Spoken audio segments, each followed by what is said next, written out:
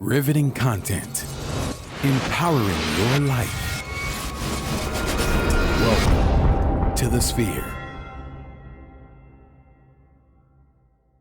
This episode is sponsored by Sphere Exclusives. Looking for exclusive content from your favorite podcasts here at The Sphere? Head over to sphere.tv/Patreon and sign up today. Body by Royce. Body by Royce gives precision instruction to help you reach your fitness goals. Book your consultation today at area code 832-332-2407 or send an email to thebodybyroyce@gmail.com. Houston Housewives of Finance. For more information on increasing your cash flow, becoming your own money manager, and to schedule your complimentary personal finance strategy, contact the Houston Housewives of Finance today at 1-844-700-4463.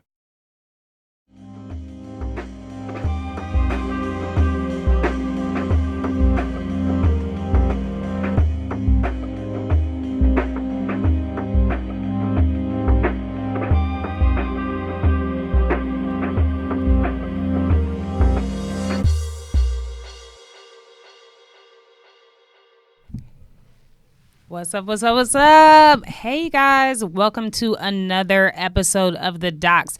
This is your show for everything health and wellness. Dr. Keisha and I are here for another exciting week. We have a really awesome topic today. I'm super pumped up about this. But me and Dr. Keisha are here for another segment of The Docs.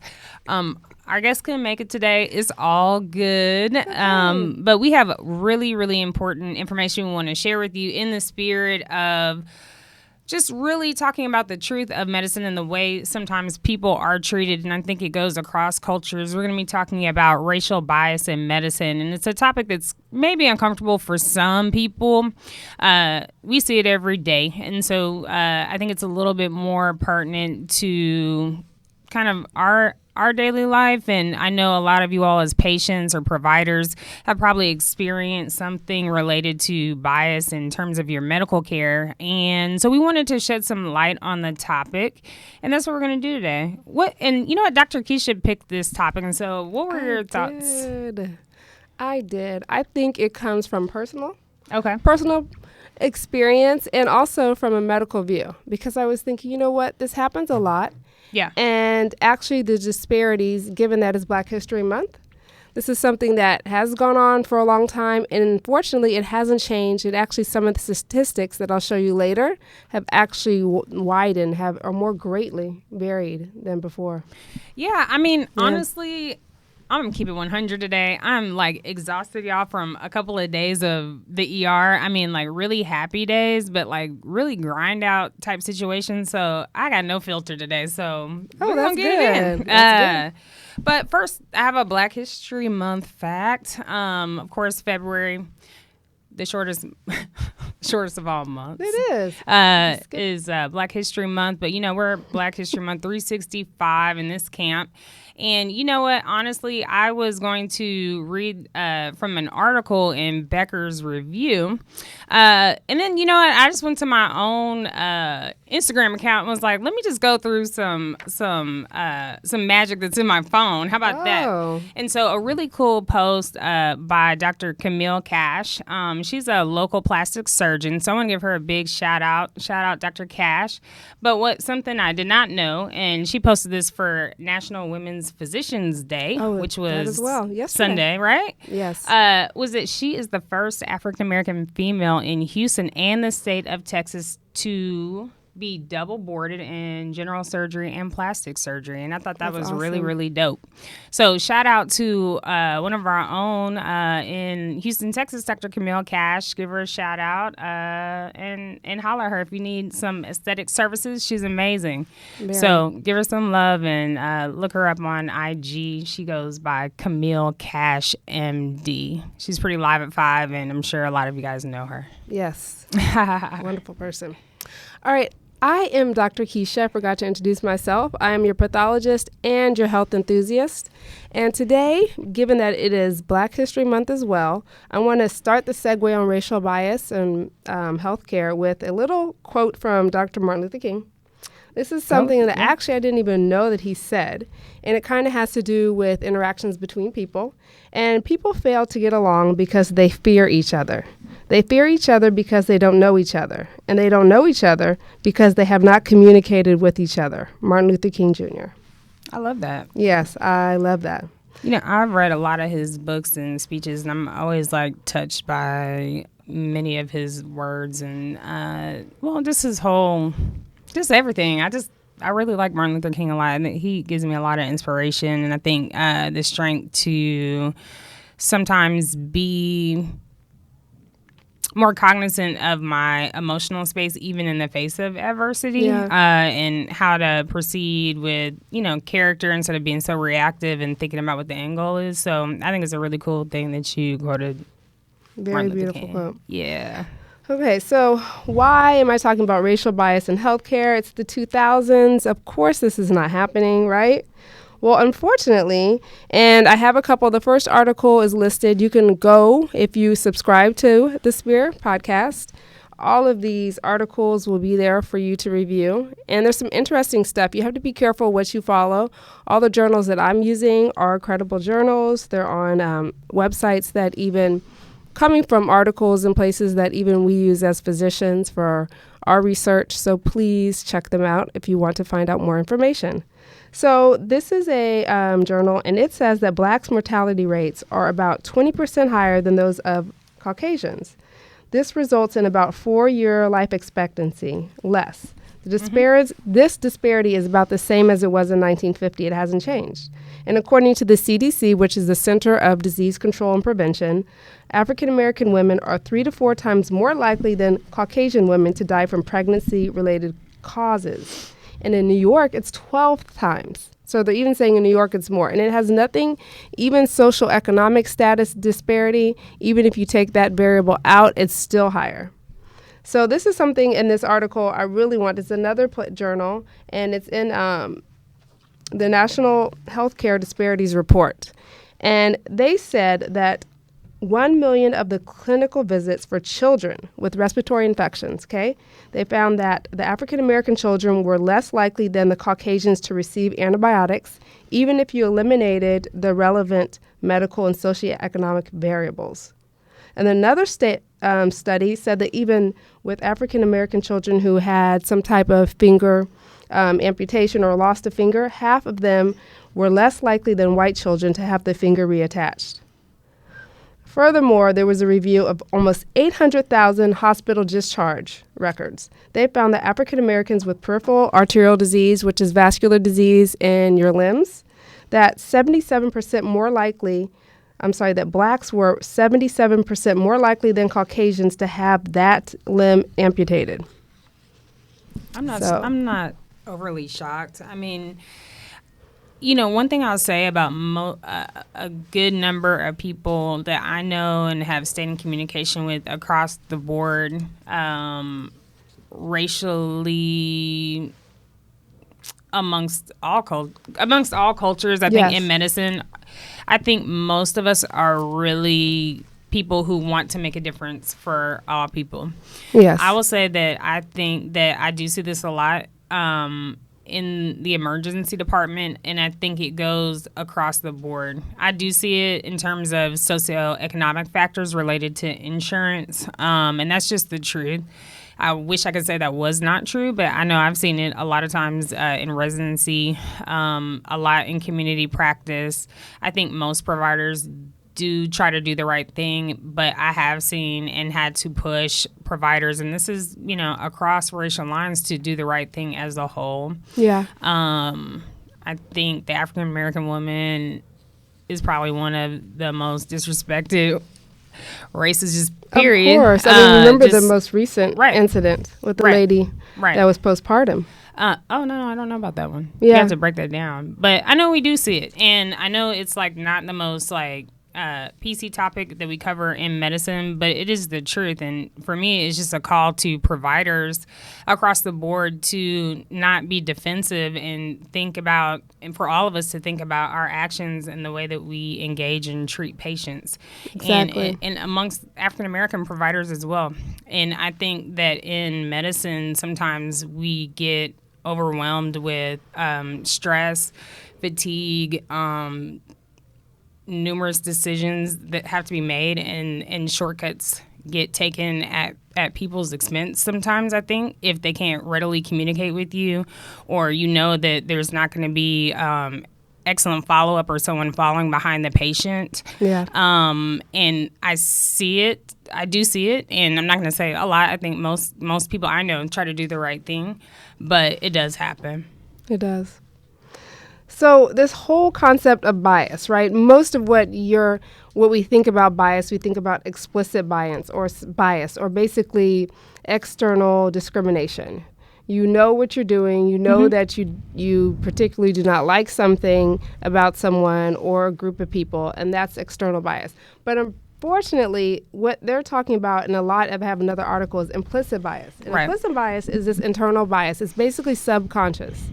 So this group, and this is another article, and you can look it up. It is talking about, and this was quite a few years, but none of these things have changed. They decided, and I'm going to tell you in just a minute, but I do want you to know that this portion of the show is sponsored by the Spear Exclusive Team. Are you looking for exclusive content that you can't find anywhere else? Are you looking to know further that our Spear exclusives found only on Patreon? We have got behind-the-scenes shots happening daily at the Spear. Each show on the podcast curates episodes that are only delivered to Patreon subscribers. Plus, we deliver the show live from start to finish in Discord server. So that is exclusive to our Patreon family. Sign up today at www.spear.tv/Patreon. And to join, you have $2, $5, or $8 tier. Get access to all the exclusive content we offer at the Spear. Please check that out. That is new. That's dope. Yeah, I just signed on. I think it's pretty dope. I think it's an interesting point about external and implicit and explicit bias. I think we don't see the explicit as much because most people, and again, I'm talking about all providers. I'm not leaving anyone out of this spectrum. Is that I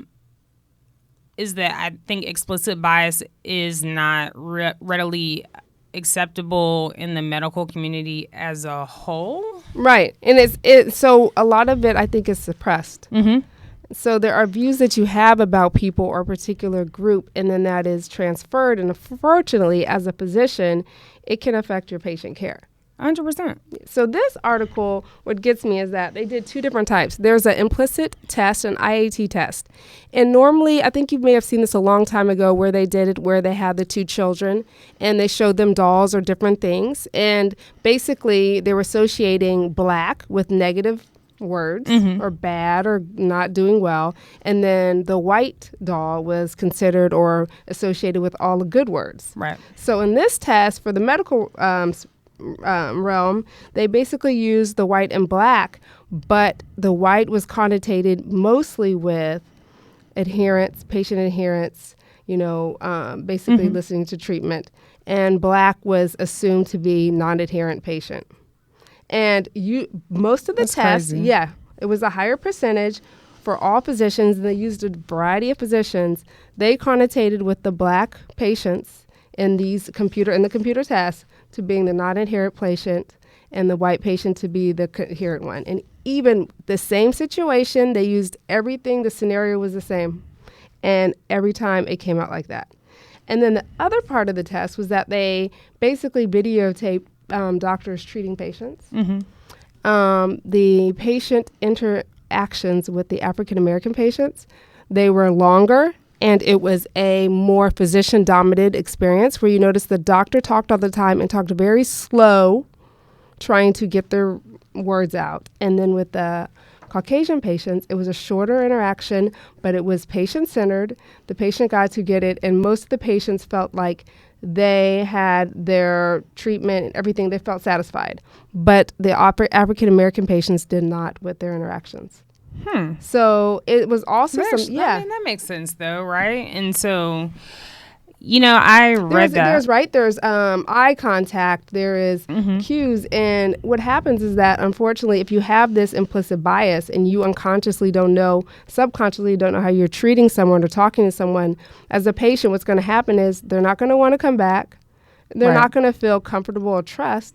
And so unfortunately in the ER, I'm sure people of lower socioeconomic may come with things like that may be treated if they had a regular primary care. Sure. So for you, if you're having that implicit bias or someone is in the ER, they're really changing the way a lot of people are going to either leave and just be sick and end up having something that could have been treated right away.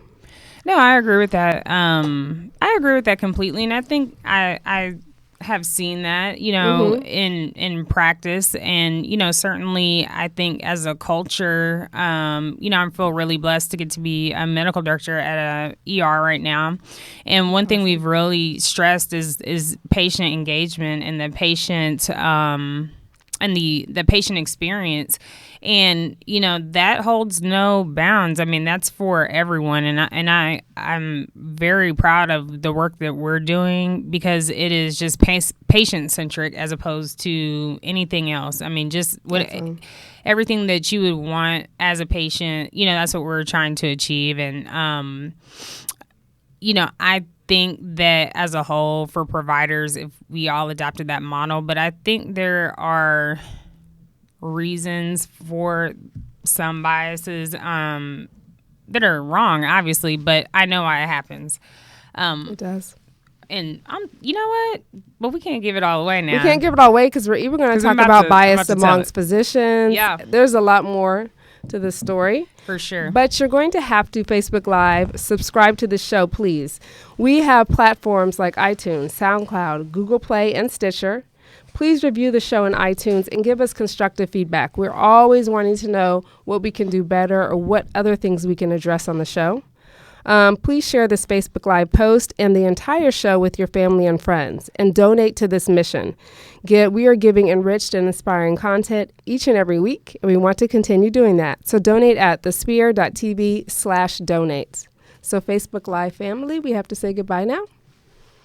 Bye. Okay. Well, bye. But please continue to tune in and watch us because it's about to get really, really good. I feel like this conversation is very important and I don't want y'all to miss out. So please go over to your favorite podcast site. That could be on Spotify, Google, Stitcher, YouTube, SoundCloud. Y'all know I cannot see with these big old bifocals on. And subscribe to our show, The Docs. We love y'all. We need y'all. And we are out here just trying to put content out to help you be more educated and informed about your wellness experience. So check us out. Please do. Bye.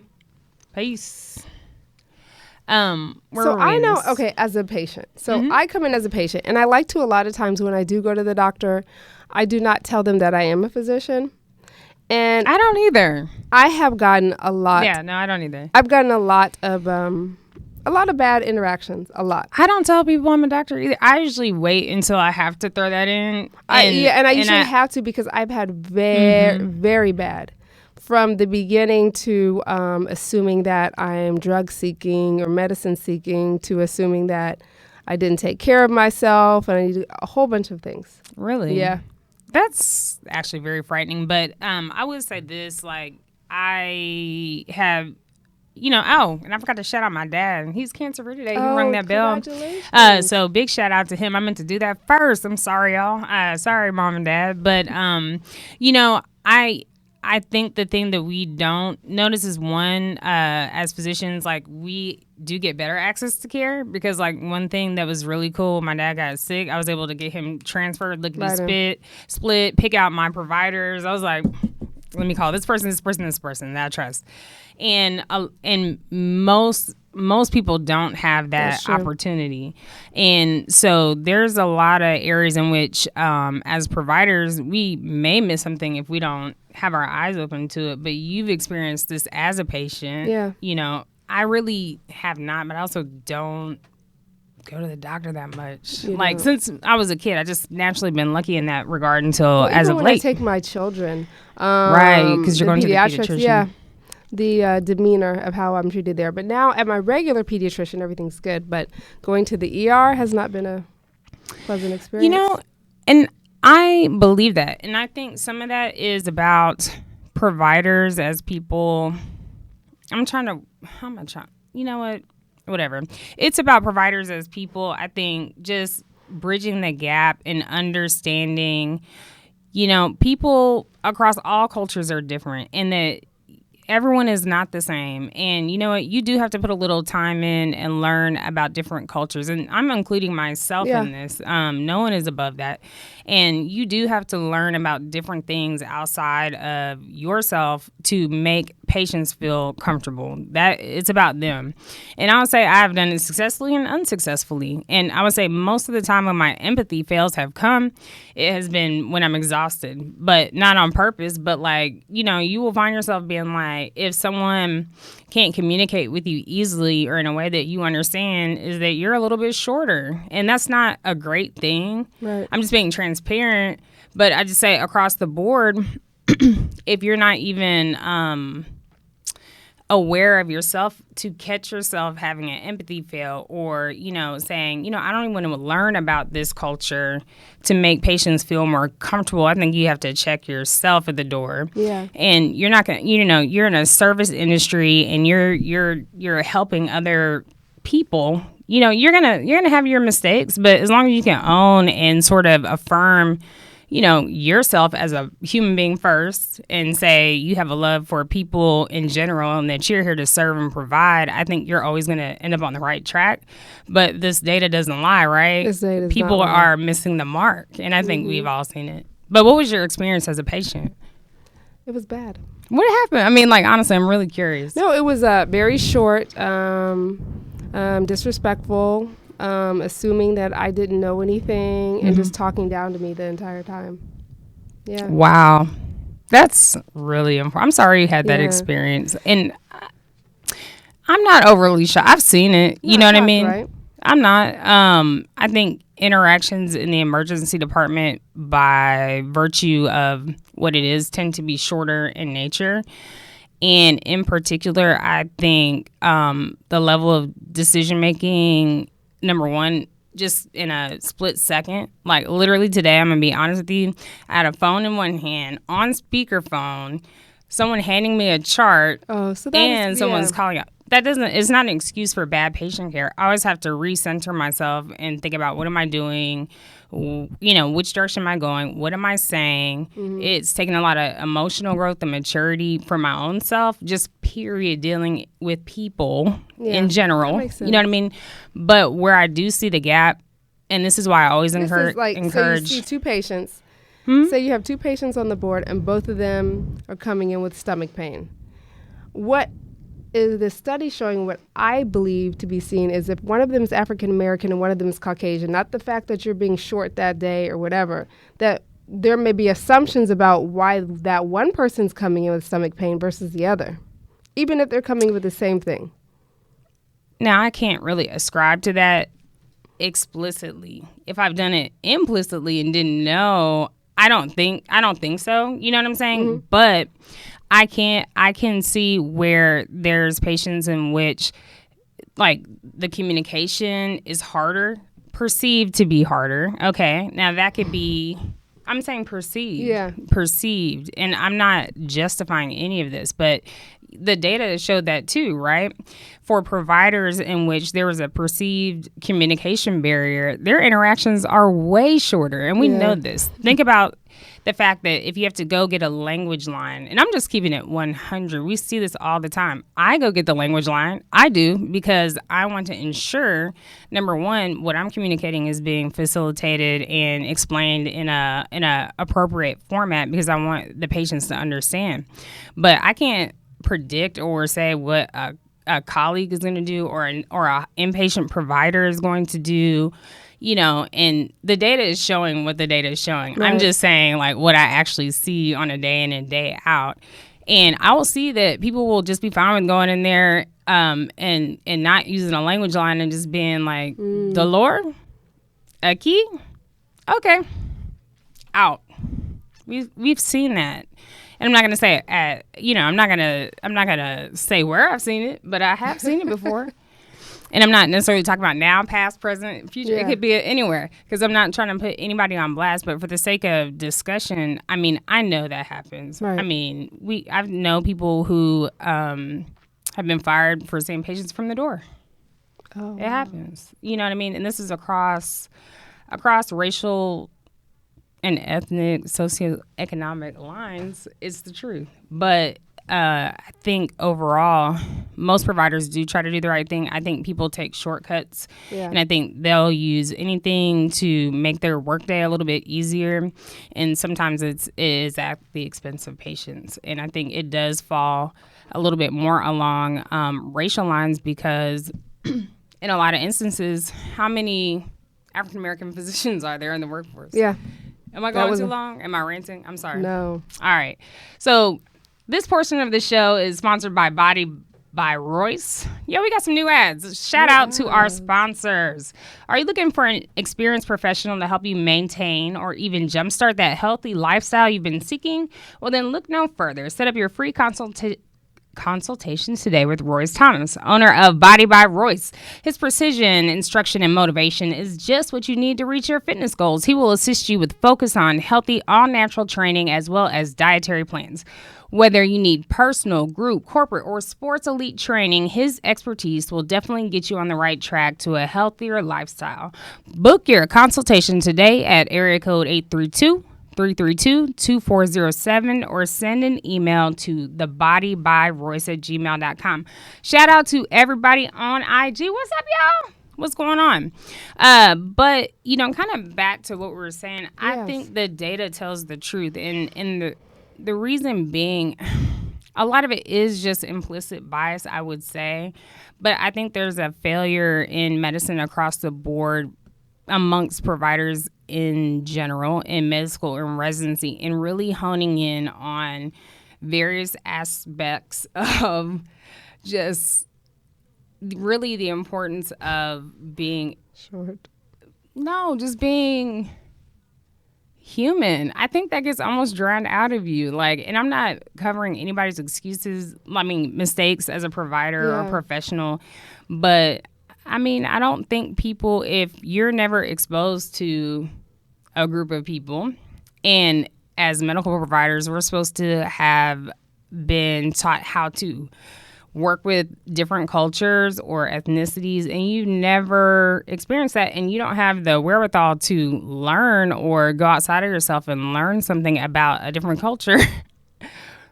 It's right there in your face. You're going to take the easy route. I know it. That's true. I just know it. But I just, it doesn't make it right. And the statistics really make me sad. And I think that the articles you pulled actually were more disturbing than I initially thought. But when I go back and think about it, I'm not shocked. Not shocked. Nope. So looking forward, because it's still happening, right? And a lot of it now is submerged, or it's more kept under wraps. What do you think can be done? And I'm thinking as far as a medical school residency training type of thing, because when we talk in a minute, it's rampant. It's not just amongst the patients, it's amongst the physicians. It's patient to physician, it's physician to physician. That's a really tough one. I think on both sides of the table, we all have to be held accountable. And so I think from the top down, I think that, you do have to go from the top down. So from college, medical school on down, a better focus on empathy, period, for all humankind across the board. That's something that's not supported in our culture, really. And I think we talked in this day about and age of social media. Mm-hmm. Exactly, but I don't think they really talked about bias. I don't remember talking about this. When I think about it, I'm like, if you really think about it, if you put two things together that are different but have the same issues, you're going to assume something different about each one. It's just because it's just inherent in all of us. But I don't take. You can train yourself, right? You can 100% train yourself, and that's the accountability piece that I feel so strongly about. More on the provider side, in the sense of, I think we have a duty as providers to to know better, do better, treat better, be more kind, be more caring. Yeah. It just, sometimes it's difficult. I mean, Lord knows I've had my days, but, it's really on us more so to facilitate that. But I would say as an empowered patient, I would recommend that you do everything you can to limit any potential for bias in your visit, which means if you have to print out a medication history, and I think that's true for all patients. A personal history, your story, your medical problems, your medications, and you're like, boom. And if you feel like you can't adequately communicate or you feel uncomfortable, bring somebody with who can advocate for you, and you will watch a lot of this disappear. Because I think people who often get marginalized in medicine, there's a reason. Either the provider feels, I can get away with this. Nobody's going to know. This person's not going to really, say anything or whatever. And I mean, if you don't have the knowledge, I mean, who would necessarily know about peripheral artery disease unless you studied that or you had some information about that? And if you're not ever given access to that, like, it's tough. Sure. Stuff. I mean, how would you know to ask certain types of questions? But, that's why we're kind of here, too, to help support, I think, people in getting the best out of their providers. And I think communication is a very strong one. And I think if I would say anything to patients, I would say be empowered for yourself. And you don't have to tolerate anything. Yeah. There's a power in your pen and paper, and there's a power in a complaint, and there's power in saying, I want to see another doctor to get another opinion. I think people have a lot of power when they choose to leverage it. And so I'm sorry, I feel like I'm going on a tangent. Go ahead, Keisha. No, very true. I mean, I think this is a good closure only because the whole realm of the reverse bias could be in a whole nother show, talking about physician bias and we got a whole ad. And we got a whole nother ad. We're not done. Come on. You know this. So this portion of the show is sponsored by Houston Housewives of Finance. Did you know that only 4 states in the United States offer financial education? 33% or more than 77 million of Americans don't pay their bills on time. 39% of Americans carry credit card debt from month to month, and 39% of adults say they don't have enough savings. Don't become one of these statistics. Let Houston Housewives of Finance advise you on increasing your cash flow and becoming your own money manager. By scheduling your complimentary personal financial strategy, contact Houston Housewives of Finance today at 1-844-700-4463 or email us at info@HoustonHousewivesOfFinance.com.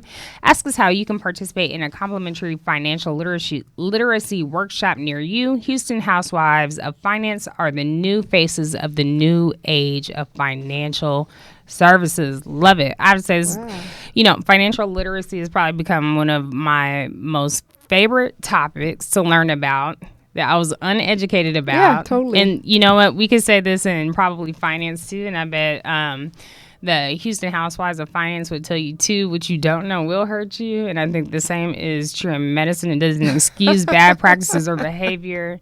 And that's good. Huh? That's a good thread right there. Yeah, it is. I mean, it does not excuse bad practices of providers, but I think the more empowered we are as patients across the board, the more we can affect a change, and the more we can make more providers aware, just in general about bias and just being honest and having, confrontational conversations about race, gender, sexuality, and stop taking that off the table and just being real about things that go on in the medical community. We would affect that better. Positive always works better than negative.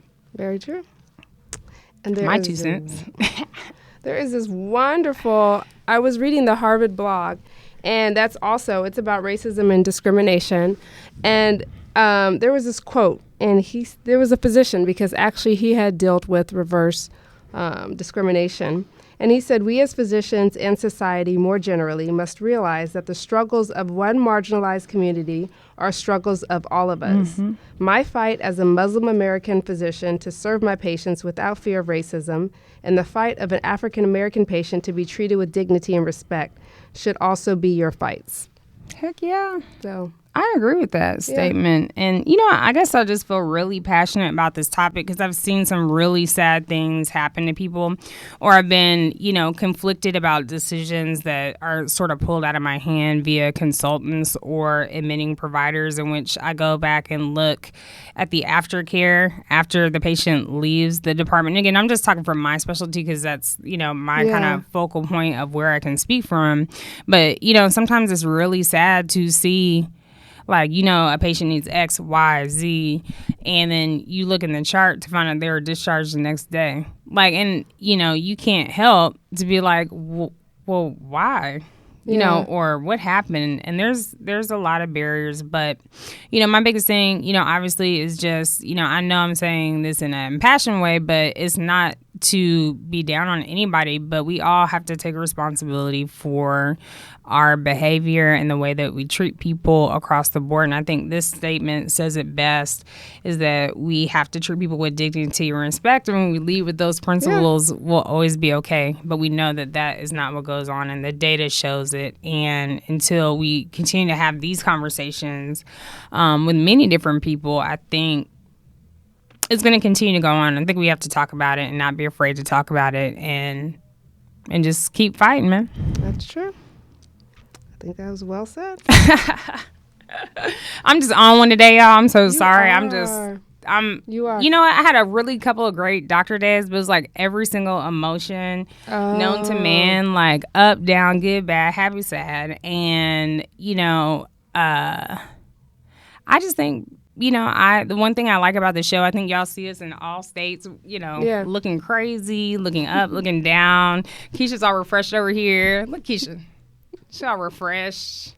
Hi. Yeah. I got my bifocals on. You know what I'm saying? Like, hair not done. Like, I haven't even eaten today. Like, it's crazy. But, I think we do it for the love of our patients. And I think you can have a couple bad years as a doctor, a couple really great days, and that can make a difference. Yeah. You can have a couple bad weeks. But I think overall, these are the days that get you through. And even though I'm tired, it was still a good doctor day, which is great. Good. Which is great. But we out, y'all. All right. Have a wonderful time. Please check us next week for another wonderful topic. Good show.